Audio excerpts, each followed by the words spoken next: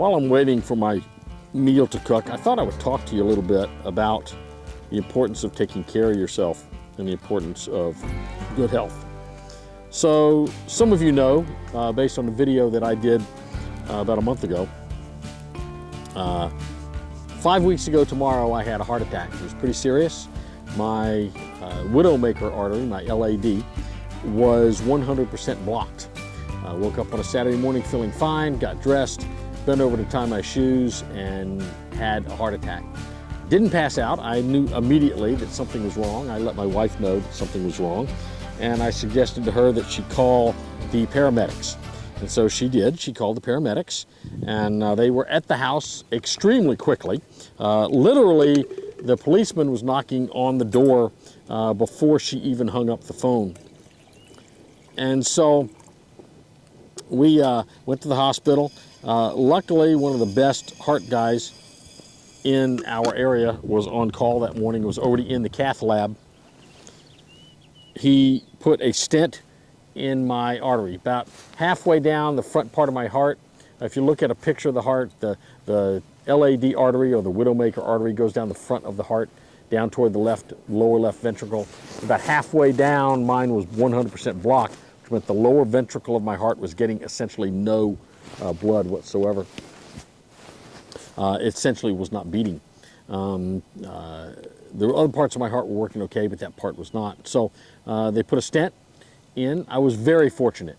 I felt great beforehand. I felt exceptionally good after I woke up. I did not have a lot of after effects of the heart attack. As I tell people, if I didn't know I had one and somebody had told me that I'd had a heart attack where my artery was 100% clogged, I probably wouldn't have believed them because I never felt anything afterwards. I only hurt really bad during the heart attack. So I had a couple of symptoms.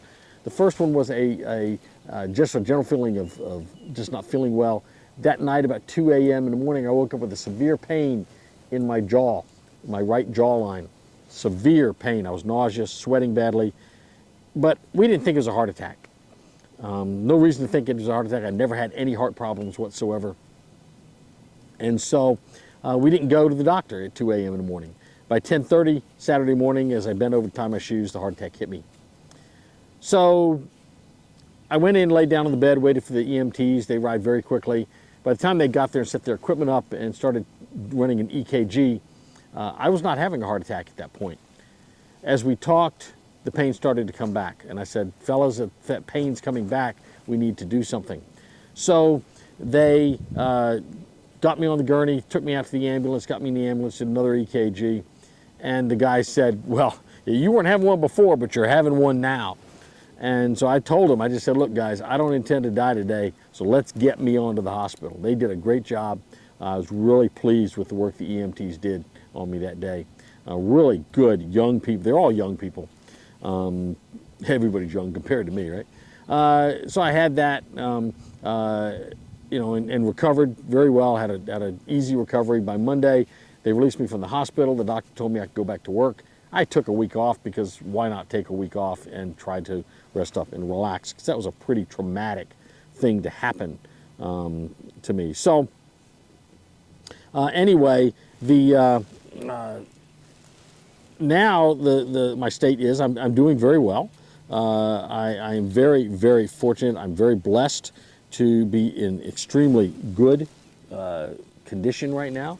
I do what they call cardiac rehab, which is I go work out every Monday, Wednesday, and Friday morning in a supervised setting with nurses who are monitoring my progress. There's a specific routine they have me do in the mornings to get my heart rate up, and I'm progressing in that. And each week, basically every week, they up my minutes a little bit. They'll up my my actual routine a little bit, make it a little bit more rigorous. The idea is to make my heart stronger again. So my heart was damaged during the heart attack, and what they've got to do, like any muscle, it will build back, but you want to build back muscle tissue, not scar tissue. So they do it very systematically with specific rehab kind of activities that promote healing of the heart instead of scarring of the heart. So I'm really encouraged. They say things are going really, really well. But But I want to caution everyone out there, if you feel something going on, if you're not feeling normal, go get checked out. There's nothing that is negative about going and getting checked out, letting a doctor see if maybe you've got a problem that they can fix, because if you don't get it fixed, you can die. I am very fortunate that I'm not dead, and so I'm not taking that for granted. I want you guys to know that having a heart attack does not end your life. In my case, I'm doing everything I did before. I'm eating everything. Of course, I had a pretty good diet to start with anyway. But I have not had to make a tremendous amount of lifestyle changes. I do wear a cardiac defibrillator vest. It's by a company called Zoll, and it's called a Life Vest. You can't see it. It's underneath my shirt. It's a harness that I wear. It's got sensors on it, and it also has a couple of electrode pads. And if I was to pass out, if my heart was to stop on me, go into what they call VFib, and I passed out, this would shock me. Much as you see in emergency shows when somebody takes a defibrillator and shocks somebody, you wouldn't have to go find one of those portable defibrillators. You could simply just leave me be, and this vest will shock me. I will wear it for 90 days. I've already worn it for almost 5 weeks, so that time is about in half now. I'm about halfway done. I'll wear it for 90 days. At the end of 90 days, they'll do another echocardiogram to see if my heart is functioning the way it should. I'll do another video where I actually show you the vest and show you what it looks like. It's not that uncomfortable. I barely know I have it on. I thought sleeping was going to be difficult in it. Sleeping is no problem at all. Getting around every day is no problem at all. Nobody even knows you have it on except that you wear this thing around your neck and shoulder. So I don't have any constraints or restrictions. I can lift anything I want to lift. I can do anything I want to do. I wear this while I work out. It's there in case I should have an incident where I pass out, and then the defibrillator would do its work instead of somebody else having to go find a defibrillator and do CPR on me. That wouldn't be necessary because the vest would shock me back to life. They say these things have saved a lot of lives, so I'm going to take their word for it, and I'm going to wear it. I wear it 24/7, except when I'm in the shower, and I take it off then. I change it out every 2 days and wash, so I have two vests, and I put on a new one every 2 days, and the other one gets washed. Then 2 days later, I'll switch that one on. I do have medication that I have to take. The medication is designed to inhibit the hormones that are being released by your body. They're telling your heart to do more stuff. You don't want the heart to do more stuff because the harder it works, the more likely it's going to create scar tissue. So they're trying to slow my heart rate down, slow my blood pressure, lower my blood pressure a little bit.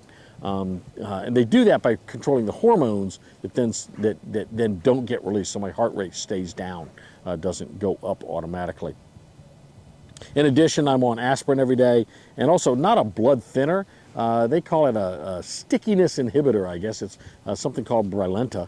And what it does, it keeps the platelets from sticking together so that it goes to that stent that's in my heart. Those things won't stick together. I'll probably be on that for the rest of my life, or at least for a long time, because you don't want the platelets to recollect in that same stent. That would be bad. So other than that, I'm doing well.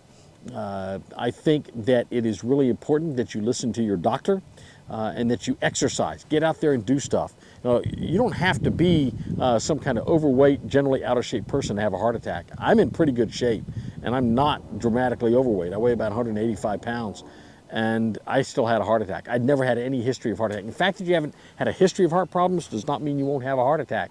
I had one with a history of health problems, and that didn't seem to make a whole lot of difference. I had one anyway.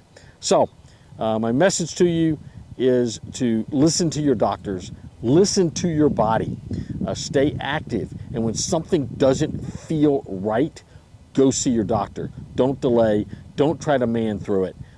That's why insurance is good. Get that insurance, you'll go see the doctor, you don't have to worry about it. A lot of people say, well, I don't want to see the doctor because it's going to cost me a lot. Well, if you have insurance, it's not going to cost you.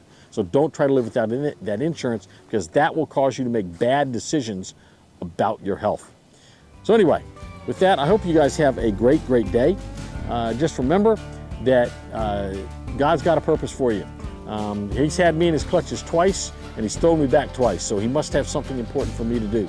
So I want you to listen to your body, listen to your doctors, listen to the people around you, listen to the word that God is telling you, and make sure that you're living your life so that every single minute is lived to the max and lived in a way that when you're gone, people will be proud to say they knew you and they admired the way you lived. So other than that, remember what we always say: be strong, be prepared, and we'll see you real soon right here on Cowboy Survival.